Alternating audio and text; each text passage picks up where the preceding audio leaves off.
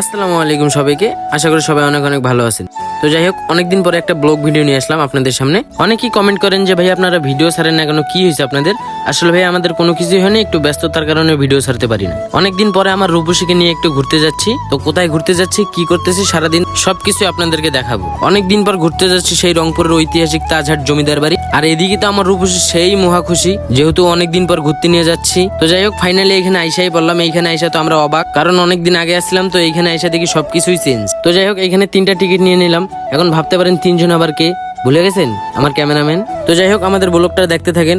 আর একটা কথা, আমাদের ভিডিও যাদের যাদের ভালো লাগে সুন্দর করে একটা কমেন্ট করে যাবেন। যাই হোক, হাঁটতে হাঁটতে আমরা সামনের দিকে এগিয়ে যাচ্ছি। সামনে একটা ভালো প্লেস আছে, ওইখানে আমরা প্রথমে শুট করব। আর এদিকে তো আমার রূপসী ছোট বাচ্চাদের মতন চিপস খাচ্ছে। ছোট বাচ্চা বললে ভুল হবে, আসলে ও তো ছোটই। তো হাঁটতে হাঁটতে আইসাই বললাম এই জায়গাটা নাকি অনেক সুন্দর। তো এইখানেই আমরা প্রথম শুটগুলা করব, কিছু ভিডিও করব, কিছু পিক তুলবো। তারপরে দেন হচ্ছে এইখান থেকে আমরা সামনের দিকে এগিয়ে যাব।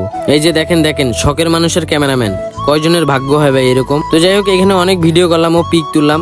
তো আমরা ভিডিও করতে করতে দেখেন যখন ভুল হয় আমাদের অবস্থা। আসলে ভাই ভুল থেকেই কিন্তু মানুষের শিক্ষা, ভুল না করলে কখনো শিখতে পারবে না। তো এখন আমরা আরেকটু সামনে যাব, এখানে কিছু ভিডিও করব, ভিডিও করে পিক টিক তুলিয়া আমরা দেন হচ্ছে বাসার দিকে রওনা দিব। এখানে অনেক ঘোরাঘুরি করলাম। আসলে এই রাজবাড়িটা অনেক সুন্দর। আমাদের রংপুর যে এত সুন্দর একটা রাজবাড়ি আছে অনেকেই জানে, আবার অনেকেই জানে না। তো যারা যারা ঘুরতে আসতে চান আসতে পারেন, অনেক সুন্দর একটা জায়গা। তো আজকের ভিডিওটা এই পর্যন্তই। সবাই ভালো থাকবেন, সুস্থ থাকবেন। আল্লাহ হাফেজ।